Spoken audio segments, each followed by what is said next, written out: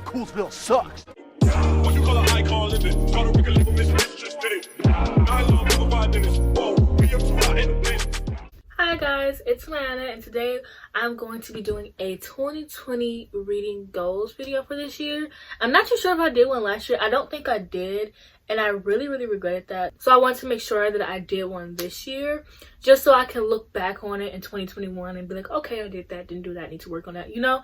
So I can have something to look back on, because I really wanted something to look back on for last year, but I never did one because I am a clown. So I tried to put like a little bit of my reading corner, like my bookshelf, into the video so it looks more like filled. It feels very like empty the way I had it before, but this one looks better. Let's just get into the video. My first goal for this year is to read 50 books. Now I want to read more than 50 books, but that is my Goodreads reading goal. I find that setting your Goodreads reading goal as low like really takes the pressure off when you finished it. So I know some people made their reading goals one book. I think Jacob from Alchemy Reads made his reading goal one book, and he already finished that one book. So I know for the rest of the year he's gonna feel good knowing that he read his reading goal for this year, you know? So I feel like setting your reading goals to something that's low that you know you can meet like easily will like help you feel better, especially so by the end of the year you're not rushing to like finish that book so you don't feel bad about yourself, or if you don't complete that reading goal for that year you don't feel bad about yourself. So I highly suggest setting your reading goal to like something low, but mentally like have a higher reading goal. So like this year mentally I wanted to read like 100 books, because last year I read like 60, like whatever. I was like okay with that, but this year I want to read 200. And you're probably thinking, Mayana, are you on crack? Maybe so. 200 books is quite a lot to read in 1 year, but this year I read 138 books, and I truly believe that by December I could have read 200 books, especially if I would have kept reading 30 books in 1 month. I would have had 200 books easily. So my goal is like 150, 200. So yeah, I put my next bullet point was maybe 150 for myself, 150, 200. It really depends on how crazy I'm feeling by this time next year. Well, not this time, but by like December next year, it really feels like how crazy or how wild I feel, you know? And my next reading goal is to keep up with reading 15 books a month, but trying not to burn myself out, which was something that like I really needed to keep up with this year. Was that when in August I read 30 books in August. It was my birthday month, so you know I had to go out with a bang. I was turning 21. I went on vacation, like I went to work. Like August was my best month of 2019. I'm not gonna lie to you guys. But after August I kind of burnt myself out, and everyone was like, oh my god, like, you know, you want to slow down, you want to burn yourself out, you don't want to stress yourself out too much, which I thrive off of stress. Well, not like too much stress, obviously, but like when I'm like, oh my god, I need to hurry finish this book, or oh my gosh, I need to hurry film like these videos, like I thrive off of that. I'm a Virgo. I mention this a lot, but I'm a Virgo. So if you, yeah, everything has to be perfect. I stress myself out more than I need to, blah blah blah, all that good stuff. But yeah, so I was reading 30 books in August, and like that was amazing. But then come September, I read like 5 books. I haven't done a wrap up since October. October was, I think, a pretty decent reading month. I didn't read any spooky books I wanted to read. October wasn't a good, like after August was literally my best reading month. But when I was reading 15 books a month, I was not burning myself out. Like 15 books a month I can do. Like I think I'm gonna do that. Honestly only read 30 books in 1 month just because I wanted to see if I could do it, and if I was like literally crazy. I was actually shooting for 50, but I was like, well, yeah, no, that's insane.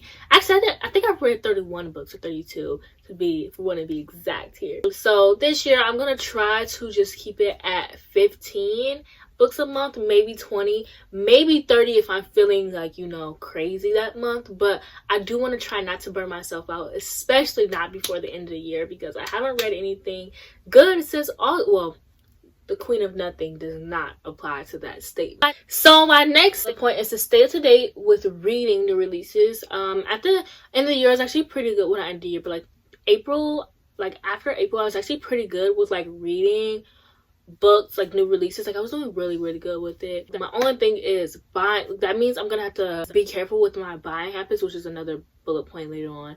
But I have to be careful with my buying habits, because I was buying bulks of books at once. So when new books came out, like I have to like force it in there, you know. So the next goal I have is to write more reviews. Last year I was actually doing pretty good writing reviews. My favorite thing to do was actually make those mini reviews, which I'll insert a screenshot of like how I did the mini reviews. They were always on my Instagram story, which is a plug. You should follow my Bookstagram, which is Mayana Reads. I used to do these mini reviews on my Instagram story like over the summer when I was reading 30 books. I was like, so I just threw in like a couple of reviews for like popular books, and I really like doing that. And in August I actually did really good with keeping up with reviews, especially for arcs. I'm really good at keeping up reviews for arcs. Like immediately, sometimes I'm writing my review while reading the book. Like if I'm listening to the audiobook, I'm writing the review, or if I'm like reading the book and like I put it down, like I'll put it down and like write some of my review on my phone, so then like when I'm done reading it, I can edit it, copy and paste to Goodreads, and then I'll be done. But usually I write a review immediately after I finish the book. But this year I really want to keep up with writing my reviews. Like I didn't really start keeping up with it until I started reading a bunch of them. And before that I would keep up with it, but it would only be arcs or popular books, which is fine. But like I read some unpopular books, and like I want people to know how I feel. Like I like when I come across an unpopular book that I don't know if I should read, and like a fave of mine has read it, or like somebody I'm friends with on Goodreads has read it, and like I can see like how they felt about it before I actually like waste my time and buy this unknown book. Which is like fine, like it's not really a waste of time. Sometimes it is. I read a lot of weird things, so it's always hit or miss for me. But I really like when I go onto Goodreads and I see like a mutual or a friend has read this book, and I can see like what they felt about that book. So I really want to keep up with doing my reviews in general this year. I don't want to review every single book I read because I read so much, but I do want to keep up with the ones as much as possible. My very last bullet point is to try not to buy too many books. I'm not putting myself on a book buying ban because I just know myself, okay? Right now I've been buying a lot of clothes, therefore I haven't been buying a lot of books. So I'm not buying books, but I'm still buying things, you know? But I don't have enough space in my room. I literally forgot what I was talking about because my brother locked himself out the house. Basically what I was saying was I really want to not buy so many books, like buy so many books in bulks. Like I will buy books just because I really want this book. Like knowing I'm not gonna get to it anytime soon, which is fine. Like one of my favorite things is just standing by my bookshelf and just going like, which book do I want to read today? Like, you know.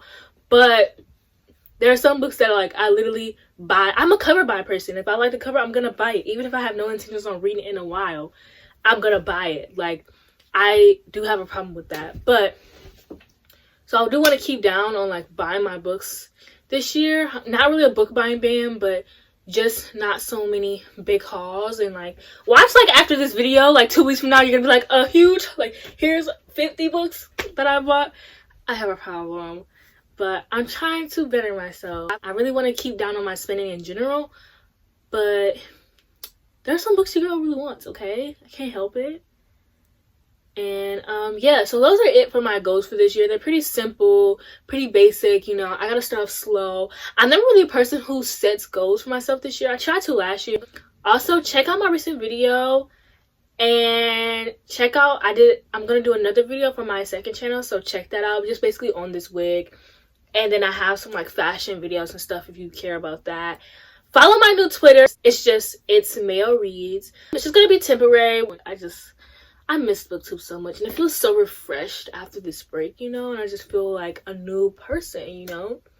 Could be because of the wig though, who knows. But yeah, thank you for watching this video. Please like, comment, and subscribe. Let me know some of your goals. Let me know how many books you read in 2019, and let me know how excited you are for 2020, because I'm excited. And I'll see you guys in my next video. Bye.